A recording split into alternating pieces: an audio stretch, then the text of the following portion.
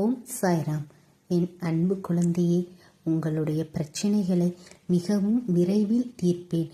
நான் செய்ய போகும் அற்புதத்திற்காக நீங்கள் நீண்ட காலமாக காத்திருக்கிறீர்கள் அல்லவா? நான் உங்களுக்கு அளித்த வாக்குறுதியை என்றும் மறக்க மாட்டேன். நிச்சயமாக நிறைவேற்றுவேன். அது மிக விரைவில் உங்களிடம் வந்து சேரும். எனவே எந்த கவலைகளோ எதிர்பார்ப்புகளோ இல்லாமல் அமைதியான மனதுடன் காத்திருங்கள். உங்கள் மனதிற்கு மகிழ்ச்சியை தரும் நேரம் சிறிது காலத்தில் வந்துவிடும். உங்கள் மனதை சோகமாக்கும் பதிலை யாருடனும் பேசாதீர்கள். பதில் அவர்களுக்கு மௌனம் மட்டுமே உங்களுடைய பதிலாக இருக்க வேண்டும்.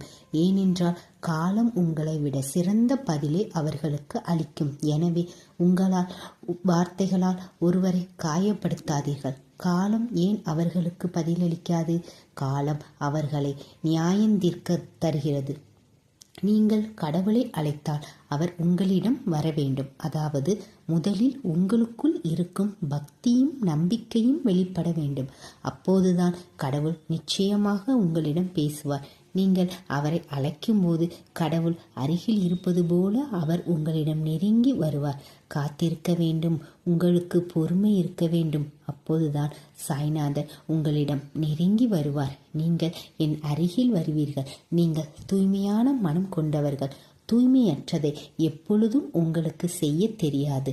நீங்கள் அன்பானவர்கள். உங்கள் நிலைமை ஒருபோதும் துன்பத்தை போல இருக்காது. இன்று உங்கள் கஷ்டங்கள் நீங்கி ஒரு ஆச்சரியமான மாற்றம் நிகழும். சில தருணங்கள் ஏற்படும். நீங்கள் இந்த சாயின் மீது வைத்துள்ள நம்பிக்கை மட்டும் என்றும் இழந்து விடாதீர்கள்.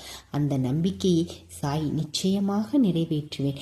நீங்கள் விரும்புவது சிறிது காலம் தாமதமாகும், ஆனால் நிச்சயமாக உங்களிடம் வந்து சேரும். பொறுமை இழந்து விடாதீர்கள்.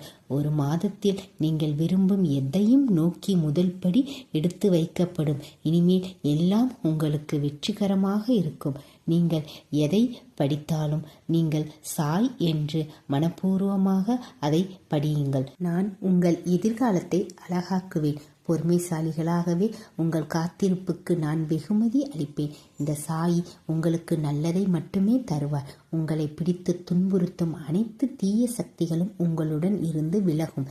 நான் உங்களை இங்கிருந்து பத்திரமாக அழைத்துச் செல்வேன். எந்த கவலையும் இல்லாமல் பணத்திலும் ஆரோக்கியத்திலும் உங்களை மகிழ்ச்சியடைய செய்வேன். அந்த மகிழ்ச்சியான நேரம் வரும்படி நான் உங்களை மகிழ்ச்சியடைய செய்வேன். உங்களுக்கு ஒரு பொன்னான எதிர்கால பாதையை நான் உருவாக்கி தருவேன். நான் அதை என் குழந்தைக்கு போடுவேன். நீங்கள் எதையோ இழந்து விட்டதாக உணர வேண்டாம். ஏனென்றால் இந்த சாயிக்கு எதிர்காலத்தில் உங்களுக்கு என்ன நடக்கும் என்று தெரியும். உங்களுக்கு என்ன நடக்கக்கூடாது என்றும் எனக்கு தெரியும். எனவே அமைதியாக இருங்கள். நீங்கள் தன்னம்பிக்கையுடனும் நம்பிக்கையுடனும் நீ என்னிடம் இருந்து விரும்புவதை நான் ஏன் உனக்கு கொடுக்கக்கூடாது? அதில் எந்த சந்தேகமும் இல்லை என் குழந்தையே. குறிப்பாக இப்போது நீ செய்ய வேண்டியது யாருக்கும் அல்லது எதற்கும் பயப்படாமல் இருப்பதுதான். எல்லோரிடமும் அன்பாகவும் மரியாதையாகவும் இருங்கள். நீ கூட தாமதமாகிவிட்டால் எப்போதும் நன்மை மட்டுமே வெல்லும் என்ற உண்மையை பற்றி கொள்ளுங்கள். அது உங்களுக்கு நல்லது. உறவுகள் கோபத்திற்கு குறைக்கும் சக்திகள் இருந்தால் உன் புன்னகைக்கு அந்த பிணைப்புகள் இணைக்கும் சக்தி உண்டு. அதனால்தான் கோபத்தை விட்டுவிட்டு புன்னகையுடன் உன் வாழ்க்கையை வாழு. மகிழ்ச்சியாக வாழு. குழந்தையே, நீ என்னிடம் மீண்டும் மீண்டும் கேட்கிறாய், பாபா, என் வீட்டில் உங்களை பார்க்கும் பாக்கியம் எனக்கு எப்போது உண்டு? என் வீட்டிற்கும் வாருங்கள் என்றுதானே கேட்கிறாய் என் குழந்தையே. நான் வருவதற்கு என்ன மாதிரியான கதவுகளை திறக்க முடியும்? நான் திறக்க விரும்பவில்லை. என்னிடம் ஒரு படிவமும் இல்லை. நான் எங்கு வேண்டுமானாலும் செல்ல முடியும். சாய் சமரனா எங்கு நடத்தப்பட்டாலும் நான் எப்போதும் அங்கே இருப்பேன். அது அப்படித்தான். ஒவ்வொரு நாளும் நீங்கள் என்னை பாபா பாபா என்று அழைக்கிறீர்கள். நான் ஏன் உங்கள் வீட்டிற்கு வரக்கூடாது? நான் அங்கே இருப்பேன். நான் வருவேன். நான் ஒவ்வொரு நாளும் வருவேன். நீங்கள் என்னை அழைக்கும் போதெல்லாம் நான் வருவேன். நீங்கள் ஏதாவது செய்ய விரும்பினால் உங்கள் கண்களை மூடிக்கொண்டு என் வடிவத்தை உங்கள் மனத்துடன் பிடித்து கொள்ளுங்கள். என்னை ஒரு முறை தியானியுங்கள். என்னை ஒரு முறை என்னை அழைத்து என்னை பாருங்கள். நான் எப்போதும் உங்கள் இதயத்தில் இருப்பேன். நான் உங்கள் முன் தோன்றி உங்கள் பிரச்சனைகளை தீர்ப்பேன். குழந்தையே, பாபா, நான் உங்களை பார்க்கவே இல்லையே என்று நீங்கள் எப்போதாவது நினைத்தால் எனக்கு ஏதாவது சொல்லுங்கள். ஒரு நாள் ஒரு பக்தர் என்னிடம் கேட்டார், பாபா, நான் மகிழ்ச்சியாக இருக்கும்போது நீங்கள் என் நிழலை போல தோன்றுகிறீர்கள். ஆனால் நான் சோகமாக இருக்கும்போது நீங்கள் எனக்கு மட்டும் தோன்றுகிறீர்கள்.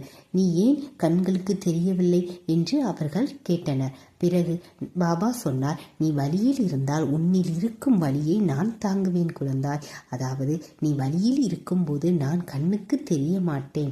உன் வலியை நான் தாங்கிக் கொள்வேன். நான் அந்த பக்தரிடம், உனக்கு புரிகிறதா? நீ வலியில் இருந்தாலும் உன்னில் எல்லா மகிழ்ச்சியையும் நான் அறிவேன் என்று சொன்னேன். நான் வலியை தாங்கிக் கொண்டு உன் மகிழ்ச்சியை கண்டு மகிழ்வேன். நீ பல நாட்களாக இந்த சாயின் அருளுக்காக காத்திருந்தாய்.